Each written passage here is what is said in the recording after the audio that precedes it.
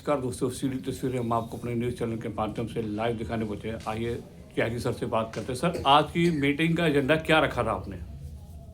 देखिए नागपाल जी, आज की मीटिंग का एजेंडा हमारा एक तो मनरेगा के बारे में लोगों को बताना कि किस तरह से इस बीजेपी की मौजूदा सरकार ने मनरेगा का नाम बदलकर जो उसमें हेराफेरी दिखाई है, स्टेट का हिस्सा रख दिया 40% और सेंटर का हिस्सा कर दिया 60%। इससे पहले जो मनरेगा था वो केवल सेंट्रल गवर्नमेंट वो सारे फंड्स डोनेट करती थी और मजदूरों को उस पर काम करने का मौका मिलता था। लेकिन स्टेट गवर्नमेंट्स के पास पहले से ही फंड्स नहीं है, वो कर्जे में दबी हुई हैं, वो 40% कहाँ से देंगी?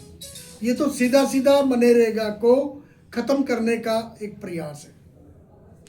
सर, बात करते हैं SIR का जो मुद्दा चल रहा है इस टाइम, वोटें लोगों की कहीं कोई कट रही है, क्या है इसका रीजन? देखिए, SIR का एक मकसद है इस बीजेपी सरकार का कि वोटें काटी जाए। जैसे कि यूपी में हो चुका है, वहाँ पे कई लाख वोट कट चुके हैं। हरियाणा का भी यही, हमारे स्टेट प्रधान श्री राव नरेंद्र जी ने भी ये मुद्दा उठाया है कि भाई ये इस तरह से वो एक्सप्लेन करें कि जिनकी वोट कट रही है वो क्यों कट रही है। जो लोग 20-20 साल से इस स्टेट में रह रहे हैं, चाहे वो पूर्वांचल के हैं, चाहे वो बंगाल के हैं, चाहे वो असम के हैं, उनका वे वोट क्यों काटा जा रहा है? जब एक बार बन चुका है तो क्यों काटा जा रहा है? सरकार क्यों नहीं ऐसे ठोस कदम उठाती है जो अब लोगों को इतनी दिक्कतें आ रही हैं? वोट कटने के बाद वो कहाँ जाएंगे, आप बताइए। देखिए, सरकार ये चाहती है कि आनन फानन में अगला इलेक्शन भी इसी तरह से लोग भटकते रहें और हम फिर से अपनी सरकार बनाएं। लेकिन ये अपने मंसूबे में कामयाब नहीं होंगे, क्योंकि सच्चाई की हमेशा जीत होती है, चाहे लेट सही। आज जो कुछ ये गलत तरीके से कर रहे हैं, जनता आस्ते आस्ते उन बातों को समझ रही है कि इनकी मंशा ठीक नहीं है। जनता से क्या अपील करना चाहेंगे आप चैनल के माध्यम से? मैं जनता से यही कहना चाहूँगा कि ये हमारे हरियाणा प्रदेश की जनता बड़ी समझदार है।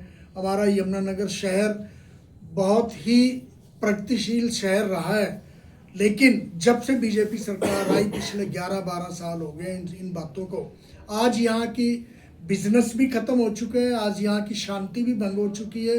आज व्यापारियों को धमकियाँ और उनको थ्रेट मिलते हैं कि भाई फिरौतियाँ मांगी जाती हैं। तो ये सारा क्यों हुआ? क्यों बीजेपी की सरकार में हुआ? आज नशाखोरी गली गली में, पहले कभी सुना था आपने? आज से 12 साल पहले आज हर बिजली के खंबे पे और खाली दीवार पे नशा छोड़ो अभियान के नंबर लिखे होते हैं। पहले कभी देखे थे किसी ने वो नंबर? आप इससे अंदाज़ा लगाओ कि इस बीजेपी सरकार में नशाखोरी कहाँ से आई, किसने बढ़ाई। आज हमारा युवा वर्ग या तो नशे में ख़त्म हो रहा है या फिर विदेश की तरफ भाग रहा है, क्योंकि प्रदेश में तो बाहर के युवाओं को रोज़गार दिया जा रहा है। प्रदेश की जो HPSC और SS बोर्ड की जो नौकरियां निकाली गई, उसमें जो भर्तियां हुई वो बिहार के लोग भर्ती कर लिए गए। हमारे नेता दीपेंद्र हुड्डा जी ने बार बार ये सवाल उठाया कि भाई HPSC का चेयरमैन बाहर का क्यों? क्या हरियाणा में कोई भी योग्य व्यक्ति नहीं मिला भारतीय जनता पार्टी को? तो इसलिए मेरी ये जनता से दरख्वास्त है, मैं जनता से उम्मीद भी करता हूँ, जनता बहुत समझदार है, कि इन लोगों की जो मंशा है उसको पहचानो। जो ये गलत काम करना चाहते हैं, राम की आड़ में मुसलमान को गाली देकर जिस तरह की बातें ये फैलाते हैं, राम मंदिर का नाम लेके, उससे बचा जाए।